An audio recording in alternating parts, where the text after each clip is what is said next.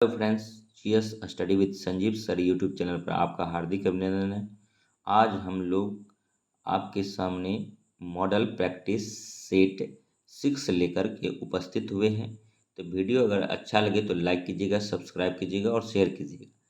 तो शुरू का जो है 1 से 40 क्वेश्चन जो है मैथ और रीजनिंग का है।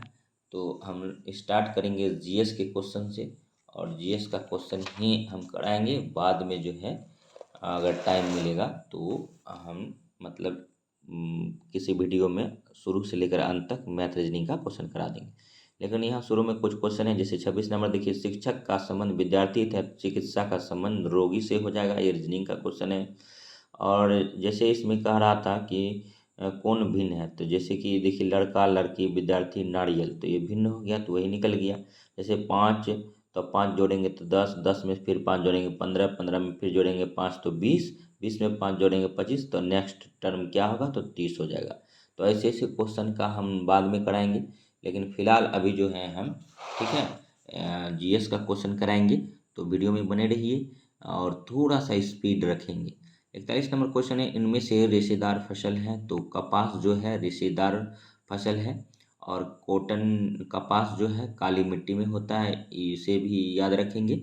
और नेक्स्ट क्वेश्चन है 42 नंबर, हवा एक मिश्रण है जिसमें निम्नलिखित में कौन सी गैस होती है, तो ऑक्सीजन, नाइट्रोजन और एवं अन्य गैस का मिश्रण होता है। देखिए वायु एक मिश्रण है, जल एक यौगिक है, याद रखिए। ठीक है, उसके बाद देखिए 43 नंबर क्वेश्चन है, पानी को शुद्ध करने की सबसे आसान विधि क्या है, तो उसको उबालना है। वैसे भी उबाल कर पानी पीना चाहिए क्योंकि कीटनाशक उसमें जो भी रहता है बैक्टीरिया वगैरह वो मर जाता है। नेक्स्ट है कि 44 नंबर, पेट्रोलियम के निर्माण के संबंध में निम्नलिखित में से कौन सा कथन असत्य है। तो देखिए पेट्रोलियम कैसे बनता है, इसका अपसादित चट्टान में ये पाया जाता है। लेकिन यहाँ पर देखिए इसी के अकॉर्डिंग क्वेश्चन के और ऑप्शन के अकॉर्डिंग आंसर करेंगे। तो पेट्रोलियम के निर्माण के संबंध में निम्नलिखित में से कौन सा कथन असत्य है। तो पहले जान लेते हैं कि कथन सत्य कौन कौन है। तो देखिए पेट्रोलियम का निर्माण समुद्र में रहने वाले जीवों से हुआ है, सही बात है। और समुद्री जीव के मृत शरीर समुद्र के पेंदे में जाकर जम गए और फिर रेत तथा मिट्टी की तहों द्वारा ढक गए, तो ये भी सही बात है। और नेक्स्ट जो है, लाखों वर्ष में वायु की अनुपस्थिति, निम्न ताप और निम्न दाब ने मृत जीव को पेट्रोलियम और प्राकृतिक गैस में परिवर्तित कर दिया। ठीक है, यही कथन कथन असत्य है। और 4 जो है, लाख वर्षों में वायु की अनुपस्थिति, उच्च ताप और उच्च दाब ने मृत जीवों को पेट्रोलियम और प्राकृतिक गैस में परिवर्तित कर दिया। ये बिल्कुल सही था, लेकिन इसमें असत्य कथन पूछा था, तो असत्य कथन पेट्रोलियम के बारे में 3 नंबर हो जाएगा। और नेक्स्ट क्वेश्चन देखते हैं कि 45 नंबर क्वेश्चन है कि मनुष्य को जीवित रहने के लिए कौन सी गैस आवश्यकता है, तो ऑक्सीजन है। 40 नंबर क्वेश्चन है कि आयोडीन की कमी से कौन सी बीमारी होती है, तो ग्वाइटर घेगा रोग होता है। नेक्स्ट देखेंगे 47 नंबर क्वेश्चन जो है दोस्तों, 47 नंबर क्वेश्चन है कि नींबू केकर रोग जो होता है जीवाणु के कारण होता है। और गेहूं के रस्ट रोग जो होता है कवक के कारण होता है। और भिंडी का पीलीपित रोग जो होता है, ठीक है, ये विषाणु के कारण होता है, याद रखिएगा। और भिंडी क्या है, तो एक फल है, ये भी याद रखिएगा। और लीची का क्या खाते हैं, तो एरिल खाते हैं। लीची के लिए फेमस जगह है बिहार का बोचा गाँव मुजफ्फरपुर, ये भी याद रखिएगा। और उसको जीआई टैग मिला है, मिथिला मक्खन को जीआई टैग मिला है, ये भी याद रखिए। और नेक्स्ट 48 नंबर क्वेश्चन है कि हमारे शरीर में ऊर्जा के स्रोत हैं, तो कार्बोहाइड्रेट और वसा ऊर्जा के स्रोत हैं। और 49 नंबर क्वेश्चन देखिए, मृदा संरक्षण का एक उपाय है सीढ़ीनुमा खेत बनाना। ठीक है। और 50 नंबर क्वेश्चन है केचुआ किससे सांस लेता है, तो त्वचा से केचुआ सांस लेता है। और केचुआ के अध्ययन को क्या बोलते हैं, वर्मी कंपोस्ट बोलते हैं। ठीक है, वर्मी कंपोस्ट। और नेक्स्ट जो है, नेक्स्ट एनीमिया इनमें से किसकी कमी से होता है, तो लोहा की कमी से एनीमिया रोग होता है।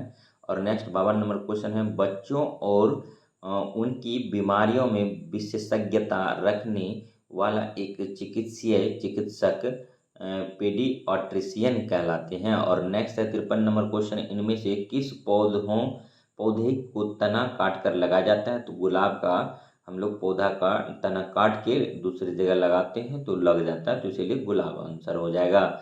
और वन महोत्सव मनाया जाता है, अति महत्वपूर्ण क्वेश्चन है, इसको निगलेक्ट नहीं कीजिए। ये ऐसा क्वेश्चन अगर एग्जाम में आप मिस कीजिएगा तो आपका सिली मिस्टेक होगा और आप पिछड़ते चले जाएंगे। तो इसीलिए 54 नंबर क्वेश्चन को ध्यान से देखिए। वन महोत्सव दिवस मनाया जाता है 1 जुलाई को। वन महोत्सव दिवस मनाया जाता है कितना तारीख को? तो 1 जुलाई को। 1 जुलाई को क्या मनाते हैं? वन महोत्सव मनाते हैं। और पृथ्वी पर वन कितना होना चाहिए? तो 33.33% वन होना चाहिए। और पहाड़ी और पठारी इलाका जो है वहाँ कितना होना चाहिए? तो 66.75% वन होना चाहिए पर्यावरण को संतुलित करने के लिए। और नेक्स्ट देखिए 55 नंबर क्वेश्चन देखते हैं। पृथ्वी पर सबसे अधिक मात्रा में उपस्थित रहने वाली ग्रीन हाउस गैस है? तो कार्बन डाइऑक्साइड है। 56 नंबर क्वेश्चन देंगे, दृष्टिहीन व्यक्तियों द्वारा लिखने तथा पढ़ने के लिए एक विशेष लिपि अपनाई जाती है, इसे कहते हैं ब्रेल लिपि। ये 6 डॉट्स पर आधारित होता है, इसको भी याद रखेंगे। और नेक्स्ट जो है 57 नंबर क्वेश्चन है कि हमारे शरीर को निश्चित आकार देता है? तो कंकाल तंत्र देता है। और नेक्स्ट जो है 58 नंबर क्वेश्चन है कि नर और मादा युग्मक के युग्मन का प्रक्रम कहलाता है? निषेचन कहलाता है। और नेक्स्ट 59 नंबर क्वेश्चन, मानव मस्तिष्क के मुख्यतः कितने भाग होते हैं? तो 3 भाग होता है। 60 नंबर क्वेश्चन कि वह तंत्रिका कोशिका जिससे हमारी तंत्रिका बनी होती है? न्यूरॉन है। 61 नंबर क्वेश्चन, निम्नलिखित में से कि किनके काटने से रेबीज नामक बीमारी होता है? तो कुत्ता और बंदर और घोड़ा को काटने से रेबीज नाम की बीमारी होती है, जो कि बाद में हाइड्रोफोबिया में कन्वर्ट हो जाता है। और जिस व्यक्ति को काटा है वह व्यक्ति जो है पानी से डरता है, याद रखिएगा। और 62 है कथन देखिए, सभी जीवों को भोजन से ऊर्जा प्राप्त करने के लिए श्वसन की आवश्यकता होती है। और कथन 2 है, श्वसन केवल ऑक्सीजन की उपस्थिति में हो सकता है। तो इसका आंसर देखिए क्या हो जाएगा। देखिए इसका कथन 1 सही है, लेकिन परंतु कथन 2 गलत है। 63 नंबर क्वेश्चन है कि इनमें से कौन सी बीमारी प्रोटोजोआ के कारण होता है? तो मलेरिया जो है, ठीक है, मलेरिया और दस्त जो है प्रोटोजोआ के कारण होता है, ठीक है। उसके बाद फिर 64 नंबर क्वेश्चन देखेंगे, निम्नलिखित में से पक्षियों में अनुकूलन के लिए संबंध में कौन सा कथन सत्य है? तो इनकी हड्डियां हल्की तथा खोखली होती है। और 65 नंबर है, पवन का वेग कम होने से वायु का दाब बढ़ जाता है। 66 नंबर है, इनमें से कौन प्राकृतिक आपदा का उदाहरण नहीं है? तो देखिए सूर्यग्रहण और चंद्रग्रहण जो है प्राकृतिक आपदा का उदाहरण नहीं है, जबकि सुनामी, हरिकेन, भूकंप, सुनामी, टाइफून, चक्रवात ये सब जो है प्राकृतिक आपदा के उदाहरण हैं। जैसे अब देखिए भूकंप को किस में मापते हैं? सिस्मोग्राफ में मापते हैं, ठीक है। सबसे ज़्यादा भूकंप किस देश में आता है? जापान में आता है। टाइफून कहाँ का चक्रवात है? टाइफून चीन का है, याद रखिएगा। उसके बाद फिर भूकंप की तीव्रता मापने के लिए किस यंत्र का प्रयोग करते हैं? तो रिएक्टर स्केल का करते हैं, ठीक है। और सिस्मोग्राफ का भी करते हैं और मर्केली स्केल का भी करते हैं, लेकिन यहाँ पर ऑप्शन के अकॉर्डिंग आंसर करेंगे। भूकंप की तीव्रता मापने के लिए किस यंत्र का उपयोग में लाया जाता है? तो रिएक्टर स्केल कहलाया जाता है। पीएच स्केल का आविष्कार किसने किया था? सोरेनसन ने किया था। और नेक्स्ट जो है वसा का पूर्ण रूपेण पाचन जिस अंग में होता है वह है क्षुद्रांत है। वसा जो पचता है क्षुद्रांत में पचता है, याद रखिएगा। 69 नंबर क्वेश्चन है, परंपरागत कृषि में किस फसल को ज़्यादा पानी की ज़रूरत पड़ती है? तो धान को पड़ता है। और नेक्स्ट 70 नंबर क्वेश्चन देखेंगे कि किस देश के साथ बिहार की अंतर्राष्ट्रीय सीमा जुड़ी हुई है? तो नेपाल के साथ जुड़ा है। 71 नंबर क्वेश्चन है, विश्व दिव्यांग विकलांग दिवस मनाया जाता है 3 दिसंबर को। बेसिक क्वेश्चन है, बेसिक क्वेश्चन ध्यान से देखिए। 71 नंबर, विश्व दिव्यांग विकलांग दिवस मनाया जाता है 3 दिसंबर को। विश्व दिव्यांग विकलांग दिवस मनाया जाता है 3 दिसंबर को जो है विश्व दिव्यांग या विकलांग दिवस मनाया जाता है। अमरबेल उदाहरण है परजीवी का, अमरबेल उदाहरण है परजीवी का, पैरासाइट का, अमरबेल उदाहरण है परजीवी का। बिहार का राज्य के वृक्ष है पीपल है, बिहार का राज्य के वृक्ष है पीपल है। और भारत का राज्य के वृक्ष बरगद है, बिहार का राज्य के वृक्ष पीपल है, भारत का राज्य के वृक्ष जो है राष्ट्रीय वृक्ष बरगद है। और बिहार का राज्य के वृक्ष क्या है तो पीपल है, याद रखेंगे। और लेपचा, नेपाली और भूटिया सामान्यतः किस राज्य में निवास करते हैं तो सिक्किम में करता है, सिक्किम में करता है। सिक्किम एक पूर्ण जैविक राज्य है। और नेक्स्ट जो है चांगपा लोगों के रहने वाले टेंटो तंबुओं को किस नाम से पुकारा जाता है तो रेवो के नाम से पुकारा जाता है। ऊर्जा का सबसे बड़ा स्रोत है सूर्य है, ऊर्जा का सबसे बड़ा स्रोत है सूर्य है, ऊर्जा का सबसे बड़ा स्रोत है सूर्य है। 23.5 डिग्री दक्षिणी अक्षांश को कहा जाता है मकर रेखा कहा जाता है। 23.5 डिग्री दक्षिणी अक्षांश को मकर रेखा कहा जाता है। मकर रेखा भारत में कुल 5 राज्यों से होकर गुजरता है।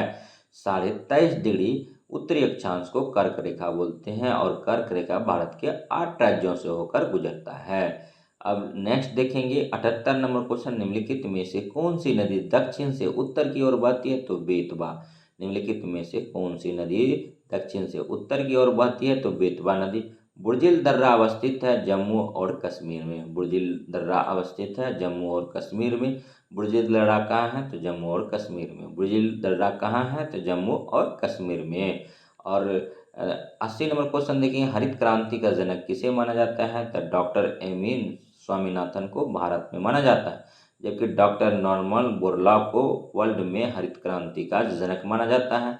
हरित शब्द कौन दिया था विलियम लेगार्ड ने दिया था हरित शब्द। नेक्स्ट देखेंगे 81 नंबर क्वेश्चन। अगर वीडियो अच्छा लग रहा हो तो लाइक कीजिए, सब्सक्राइब कीजिए और चैनल को शेयर कीजिए। 81 नंबर क्वेश्चन है कि पठारी प्रदेशों में कौन सा खनिज नहीं पाया जाता है खनिज तेल। पठारी प्रदेशों में कौन सा खनिज नहीं पाया जाता है तो खनिज तेल। और कोयला आबशादी चट्टानों में पाया जाता है, याद रखिएगा। अमरकंटक पठार से निकलने वाली 2 प्रमुख नदियां कौन सी है नर्मदा और सोन है। अमरकंटक पठार से निकलने वाली 2 प्रमुख नदियां कौन है नर्मदा और सोन है। इसके अलावा महानदी भी निकलती है, महानदी उड़ीसा में बहती है। और नेक्स्ट देखिए कि 83 नंबर क्वेश्चन है, म्यांमार एशिया का किस भाग में स्थित है तो दक्षिण पूर्व एशिया भाग में। म्यांमार एशिया के किस भाग में स्थित है तो दक्षिण पूर्व एशिया में। म्यांमार एशिया के किस भाग में स्थित है तो दक्षिण पूर्व एशिया में है। और म्यांमार देश जो है एशिया महादेश का देश है, तो इसीलिए म्यांमार एशिया के किस भाग में स्थित है तो दक्षिण पूर्व एशिया में है। और 84 नंबर क्वेश्चन, निम्नलिखित में से क्या धुएं और कोहरे हैं तो धुंध। देखिए धुएं और कोहरे से मिलकर बनता है धुंध, जिसको इंग्लिश में मिस्ट बोलते हैं। और नेक्स्ट 85 नंबर क्वेश्चन है कि विश्व का सर्वाधिक सक्रिय ज्वालामुखी कहाँ स्थित है तो प्रशांत महासागर के आसपास। नेक्स्ट देखिए मोरियाना ट्रेंच कहाँ है तो प्रशांत महासागर में ही है, ठीक है, सबसे गहरा गर्त है। निम्नलिखित में से किस श्रेणी को सह्याद्री के नाम से जाना जाता है। पश्चिमी घाट को सह्याद्री के नाम से भी जाना जाता है, पश्चिमी घाट को सह्याद्री के नाम से जाना जाता है। और नेक्स्ट है उस उपकरण का नाम बताइए जिसके द्वारा मनुष्य की सतता की जांच की जाती है तो पॉलीग्राफ। झूठ का पता लगाने के लिए पॉलीग्राफ टेस्ट किया जाता है, ये भी याद रखिए। 88 नंबर है खेती के नए तरीके की ज़रूरत है तो कम पूंजी, अधिक पूंजी और मशीनरी उपयोग सभी में जो है खेती के नए तकनीक की ज़रूरत है। अगर नए तकनीक से खेती करेंगे तो पैदावार बढ़ेगा, इससे किसानों का आय दुगुना होगा। निम्नलिखित 89 नंबर क्वेश्चन देखते हैं, निम्नलिखित में से कौन सा पक्षी कैक्टस के कांटों के बीच घोंसला का निर्माण करता है तो पाकता होता है, इसी को कपोतक या डब कहते हैं। और पाकता जो है कैक्टस के कांटों के बीच में अपना घोंसला बनाता है। ये सीटेट का क्वेश्चन था, सचिन सर पढ़ाए थे इसको, ठीक है। ये जो है आपका ईवीएस का क्वेश्चन था। नेक्स्ट अब देखिए 90 नंबर क्वेश्चन है, पृथ्वी 1 घंटे में कितना देशांतर चलती है तो 15 डिग्री चलता है। पृथ्वी 1 घंटे में कितना देशांतर चलती है 15 डिग्री चलता है, ठीक है। अब देखिए भारत का कौन सा राज्य अधिकतम राज्यों की सीमा को छूता है तो उत्तर प्रदेश। अगर केंद्र शासित प्रदेश को जोड़ कर देखें यानी दिल्ली को भी जोड़ कर देखें तो उत्तर प्रदेश टोटल 9 राज्यों से सीमा इसका लगता है। राज्य की बात करें तो 8 और एक केंद्र शासित प्रदेश दिल्ली से इसकी सीमा लगता है। और आबादी की दृष्टि से अगर देखें तो उत्तर प्रदेश प्रथम स्थान पर है, ठीक है। और द्वितीय स्थान पर जो है बिहार है और तृतीय स्थान पर महाराष्ट्र है, ठीक है। आबादी की बात करें तो अब देखिए भारत की कोकिला किसे कहा जाता है, सरोजिनी नायडू को भारत की कोकिला कहा जाता है। भारत की कोकिला किसे कहा जाता है तो सरोजिनी नायडू को कहा जाता है। भारत की कोकिला किसे कहा जाता है तो सरोजिनी नायडू को कहा जाता है। लेकिन एक बात है, ऊपर में थोड़ा सा हमको लगता है मिस्टेक कर दिए हैं। देखिए भारत का कौन सा अधिकतम राज्यों की सीमा को छूता है तो उत्तर प्रदेश छूता है 8 राज्य और एक केंद्र शासित प्रदेश दिल्ली को छूता है। और अगर जनसंख्या की दृष्टि से देखें तो उत्तर प्रदेश पूरे भारत में 28 राज्यों में प्रथम स्थान पर है और द्वितीय महाराष्ट्र का और तृतीय स्थान बिहार का है। तृतीय स्थान बिहार का। बिहार का क्षेत्रफल कितना है तो 94,163 वर्ग किलोमीटर है। भारत की कोकिला किसे कहा जाता है, सरोजिनी नायडू को कहा जाता है। और सरोजिनी नायडू जो थी यूपी की प्रथम राज्यपाल बनी थी, ये भी याद रखिएगा। और नेक्स्ट है बारिश से पहले आकाश में भारी बिजली की चिंगारी डैश के कारण बनती है तो बिजली के कारण बनता है, याद रखिएगा। और राज्यसभा का सदस्य बनने के लिए उम्मीदवार की आयु डैश से कम नहीं होनी चाहिए 30 वर्ष। लोकसभा का सदस्य बनने के लिए 25 वर्ष और राज्यपाल और राष्ट्रपति बनने के लिए उम्र होना चाहिए मिनिमम 35 साल होना चाहिए, 35 पार होना चाहिए। नेक्स्ट है कि भारत में मधुमक्खियों के अंडे देने का समय है तो अक्टूबर से दिसंबर माह में भारत में मधुमक्खियाँ अंडे देते हैं।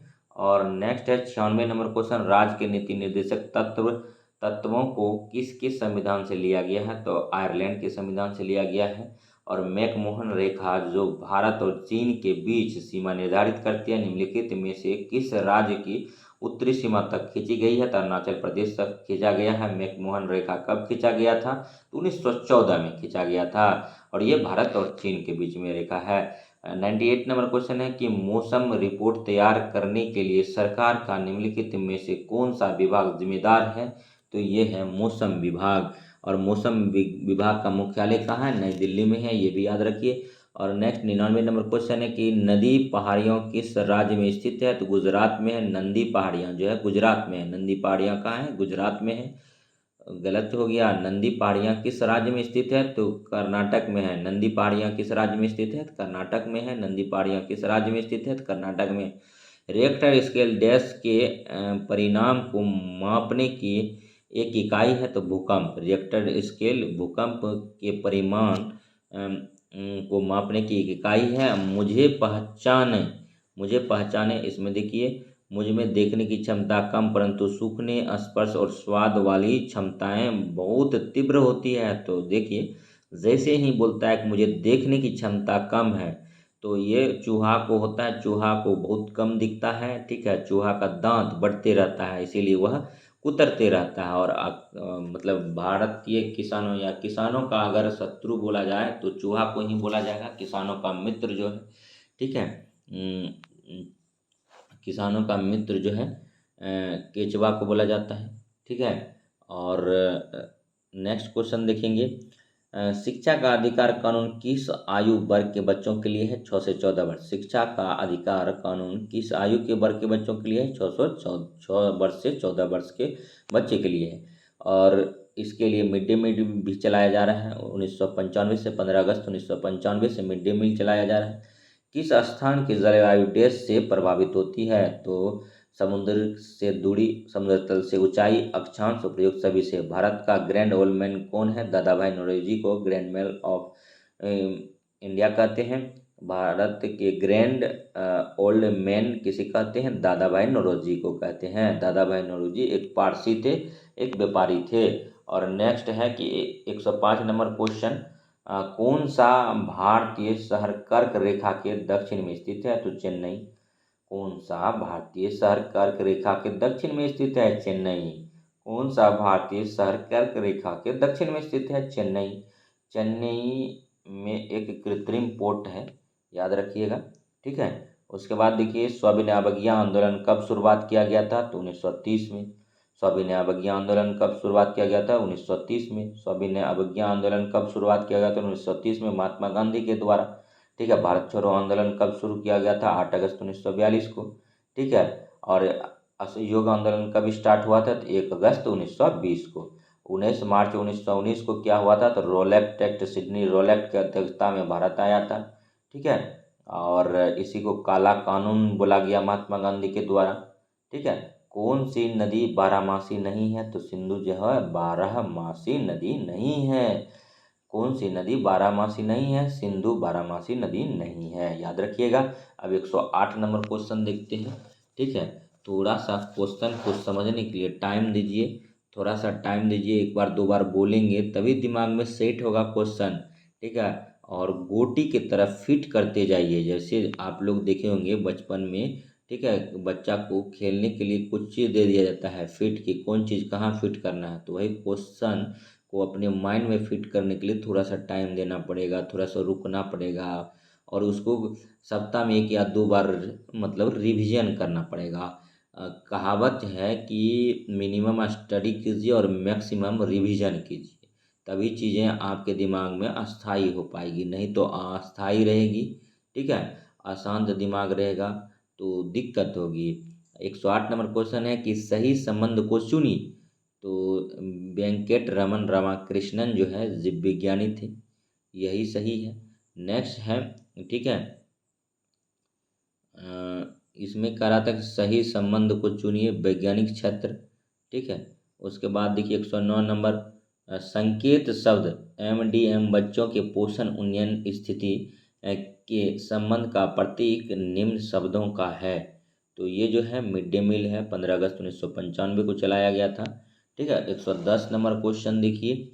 110 नंबर क्वेश्चन का निम्नलिखित में से वनों के बारे में क्या सही है? तो इसमें जो बी और सी कथन सही है। तो वन वृद्धि करते हैं और परिवर्तित तो होते हैं, परंतु वे स्वयं अपना पुनर्जनन नहीं कर सकते, सही बात है। ठीक है। उसके बाद देखिए 4 नंबर क्वेश्चन, 4C क्या कह रहा है? वन वन वन्य क्षेत्रों में वास करने वाले समुदाय को जीवन का आधार प्रदान करते हैं, तो सही बात है। तो ये मतलब ठीक है। उसके बाद फिर देखिए यहाँ पर थोड़ा सा गड़बड़ है क्वेश्चन। यहाँ पर देखिए कि वन केवल विभिन्न पादपों से बना एक तंत्र है, नहीं, गलत हो गया ये। ठीक है। वन वृद्धि करते हैं, परिवर्तित होते हैं, परंतु स्वयं अपना पुनर्जनन नहीं करते हैं। तो देखिए स्वयं तो वो कर लेते हैं, तो इसीलिए ये भी कथन गलत हो गया। ठीक है। तो एक ही कथन सही है इसमें, केवल सी, वन्य क्षेत्रों में वास करने वाले समुदाय को जीवन का आधार प्रदान करते हैं, सही बात है। उनसे उनकी अर्थव्यवस्था चलती है। ठीक है। और वन क्षेत्र पर भी एक कानून बनाया गया है जो 25 साल तक उससे जुड़े रहेगा, तो उसी पर वन पर अधिकार हो जाएगा उन्हीं का। ठीक है। आदिवासियों समुदाय के लिए था ये। जंगल अधिनियम 2007 में जो आया था, सीटेट में आप लोग पढ़े होंगे। 111 नंबर क्वेश्चन है, कौन सी पर्वत श्रृंखला यूरोप और एशिया को अलग करती है? तो यूराल पर्वत जो है यूरोप और एशिया को अलग करती है। कौन सी पर्वत श्रृंखला यूरोप और एशिया को अलग करती है? तो यूराल करता है। 112 नंबर क्वेश्चन है, हाल ही में रानी की बॉब को यूनेस्को विश्व धरोहर स्थल के रूप में शामिल किया गया है। यह भारत के किस राज्य में स्थित है? तो गुजरात में। रानी का बॉब कहाँ है? तो गुजरात में है। और नेक्स्ट 113 नंबर क्वेश्चन देखिए, चट्टान के रूपांतरण से किस प्रकार की चट्टान का निर्माण होता है? तो कायांतरित चट्टान का निर्माण होता है। चट्टान के रूपांतरण से किस प्रकार की चट्टान का निर्माण होता है? तो कायांतरित चट्टान का होता है। अपसादित चट्टान में जो है कोयला और पेट्रोल पाया जाता है, खनिज संसाधन पाया जाता है, याद रखिएगा। ठीक है। और मैग्मा और लावा से बनता है बेसाल्ट चट्टान। बेसाल्ट चट्टान के टूटने फूटने से ब्लैक सॉइल यानी काली मृदा का निर्माण होता है। काली मृदा में कपास की खेती ज़्यादा होती है, और इसी को रेगुल सॉइल भी बोलते हैं। काली मिट्टी को रेगुल सॉइल बोलते हैं, स्वतः जुताई वाली मिट्टी बोलते हैं। और महाराष्ट्र, गुजरात और मध्य प्रदेश के क्षेत्र में ये पाया जाता है, दक्कन प्लेटू क्षेत्र में। 114 नंबर क्वेश्चन है कि श्रीनगर के घरों की विशेषता निम्नलिखित से इनमें से सही विकल्पों का चयन करें। ठीक है। बड़े घरों के अंदर के छत पर लकड़ी की सुंदर नक्काशी होती है। इनमें एक खास डिजाइन खत्मबंद है। अब देखते हैं नेक्स्ट क्या क्या है। उसके बाद ये सीटेट का क्वेश्चन है। ठीक है, और 1 to 5 में सीटेट के पोर्शन से भी क्वेश्चन आएगा ईवीएस में खास करके, तो उसको भी निगलेक्ट नहीं कर सकते हैं। तो वो सही था खत्मबंद। और नेक्स्ट है कि यहाँ के पुराने घरों की खासियत है कि जालीदार खिड़कियाँ जो बाहर की ओर उभरी होती है, इन्हें डब कहते हैं। तो ये भी सही था बी। और सी है, यहाँ के पुराने घरों की खासियत है कि केवल ईंट और लकड़ी को मिलाकर बनाना। तो ए बी सी तीनों सही है। हाँ, एक बात और हम कहना चाहेंगे कि आप लोग जो सीटेट पास किए होंगे, तो वो सचिन सर या हिमांशी मैम का आप लोग वीडियो देखती होंगी या देखते होंगे।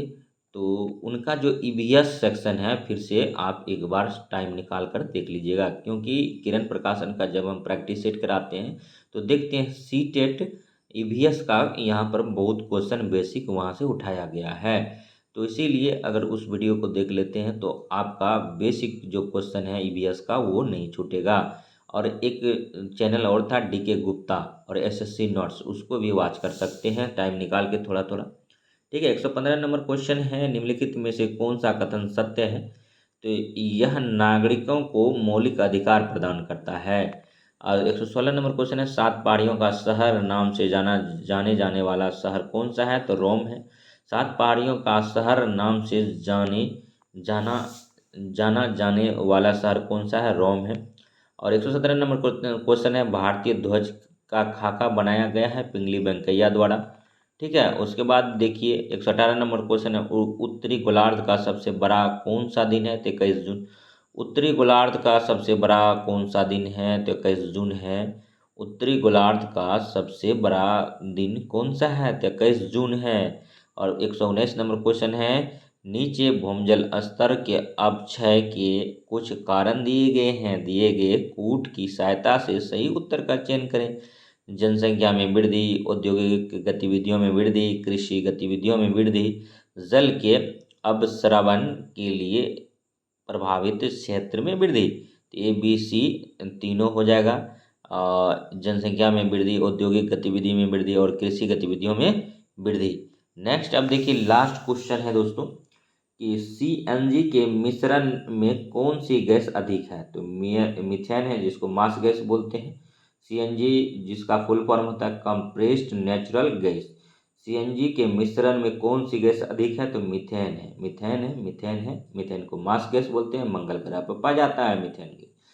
और पृथ्वी पर दलदलीय स्थान और मवेशियों का जुगाली जब करता है, उसके बाद सेप्टिक टैंक, उसके बाद धान का खेत, धान का भूसी, बुचरखाना, उसके बाद फिर गोबर का उपला, इस सब में जो है, और गन्ना का खेत। ठीक है, इस सब में मीथेन गैस का उत्सर्जन होता है। तो वीडियो कैसा लगा कमेंट कीजिए, लाइक कीजिए। और नेक्स्ट मिलते हैं मॉडल प्रैक्टिस सेट 7 में। तब तक के लिए बने रहिए GS study with Sanjeev sir YouTube channel से।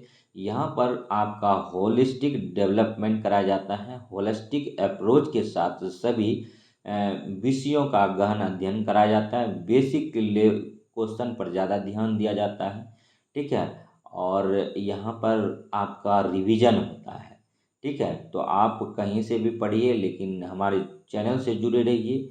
चाहे किसी भी एग्ज़ाम का तैयारी करते हैं, आपको जीएस के क्षेत्र में निसंदेह जीके जीएस का अगर क्वेश्चन आता है आपके एग्ज़ाम में, तो आप लोग हमारे चैनल से जुड़े रहिए, आपको निसंदेह फ़ायदा होगा।